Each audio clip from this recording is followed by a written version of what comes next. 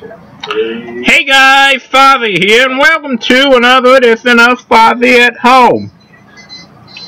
Well, as somebody who loves movies, I've done a lot of countdowns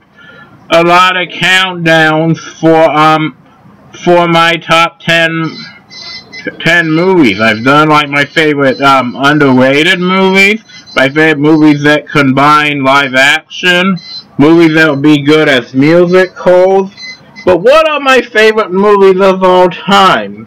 Well, I decided to talk about like 12 of my favorite movies right now. Now, and like, if this doesn't interest you, stay tuned until the end, and I'll have really something special to talk about.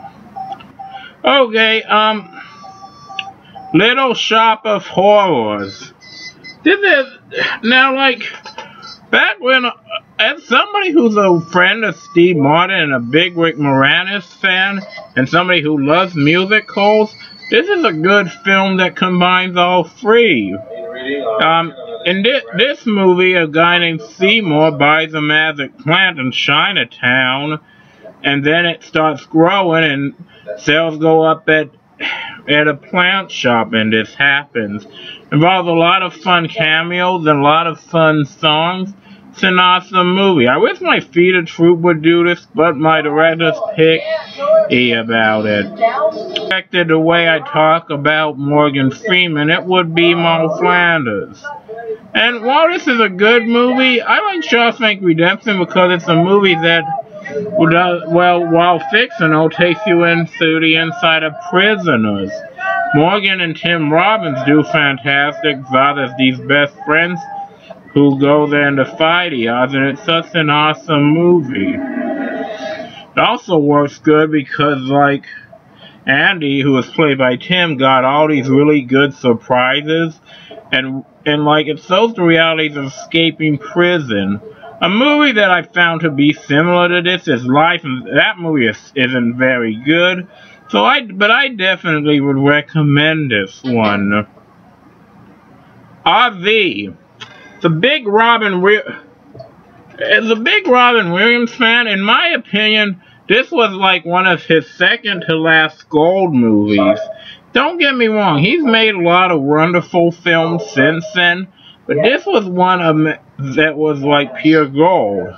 A man named Bob Monroe, who is like kind of estranged from his family, wants to take his family to Hawaii, but then gets a call to do a business meeting for his boss, played by Will Arnett.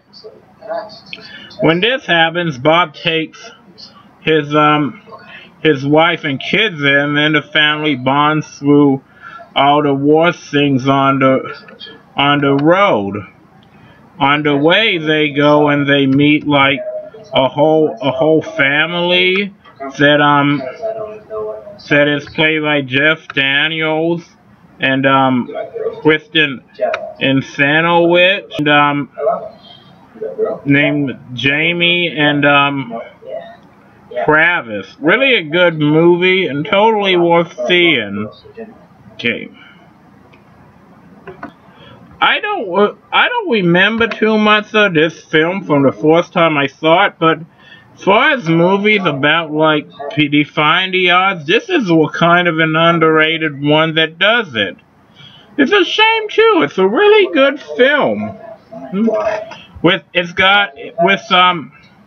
The film is about a blind skater named